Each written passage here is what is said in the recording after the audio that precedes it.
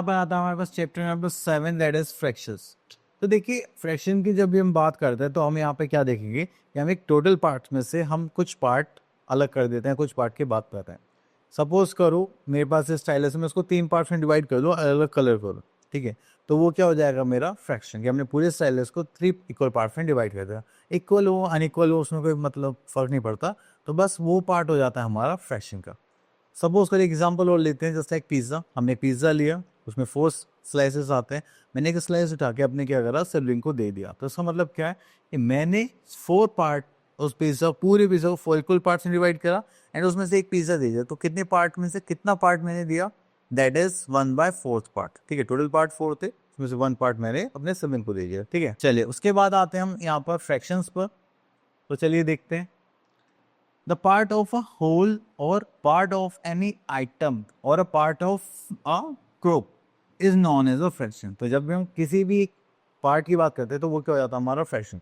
अब देखिए अब आता है हमारे पास ये बॉक्स है, हमने इसको 2 इक्वल पार्ट्स में डिवाइड कर दिया, दैट इज आर हाफ। और यहाँ पर आता है 1/2, ठीक है। उसके बाद आते हैं the square is divided into 2 equal parts. तो करेंगे यहाँ पे आ जाएगा हमें पार्ट ए पार्ट बी, क्या हो जाएगा हाफ ऑफ स्क्वायर, ठीक है। नेक्स्ट आता है हमारे पास एक्सरसाइज 7.1। तो यहाँ पर बोला गया है do half of the following figures and fill the different colours, okay. तो यहाँ से हम ट्रायंगल को इक्वल पार्ट्स में डिवाइड करते हैं, ये हमने यहाँ पर कर दिया एंड यहाँ पर करेंगे तो चल। उसके बाद दूसरा कलर हम इसको यहाँ पर ले लेते हैं, दिस वन, ठीक है। तो हमने 2 इक्वल पार्ट्स में डिवाइड करके शेड कर दिया। चले अगर हम किसी भी फिगर को 3 इक्वल पार्ट्स में डिवाइड करते हैं, ठीक है, तो वो क्या हो जाता है हमारा 1/3, ठीक है। उसको हम क्या बोलते हैं 1/3, ठीक है। हो गया हमारे पास 1/3। तो अब हमने यहाँ पर देखा, हमने इस सर्कल को 3 इक्वल पार्ट्स में करना ए बी सी, ठीक है। चलिए यहाँ पर बोला गया है question number B, do 1/3 of the following figure and fill with different colours. तो चलिए इससे हम यहाँ पर भी ऐसे ही करते हैं, तो इक्वल पार्ट्स में करते हैं 1 एंड दिस इज, ये हो गए हमारे इक्वल पार्ट्स। तो ये करते हैं मैं इसको colour,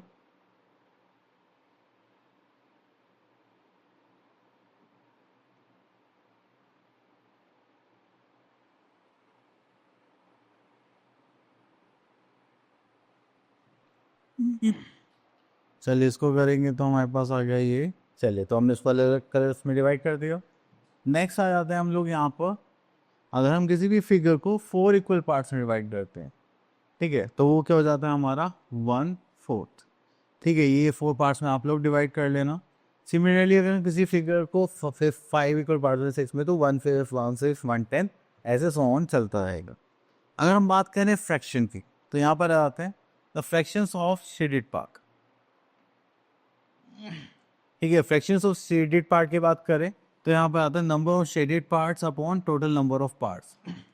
total number of parts देखें तो हमारे पास ये सर्कल है एंड इसमें हमारे पास कितने शेड पार्ट्स हैं, हम देखो 1 2 3।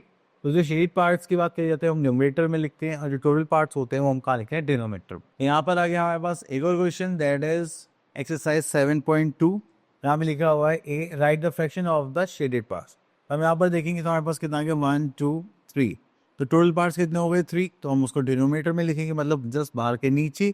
शेड पार्ट कितना है 1, तो इसको हम लिखेंगे ऊपर, ठीक है। चलिए उसके बाद आता है question number B, shade the following according to the given fractions.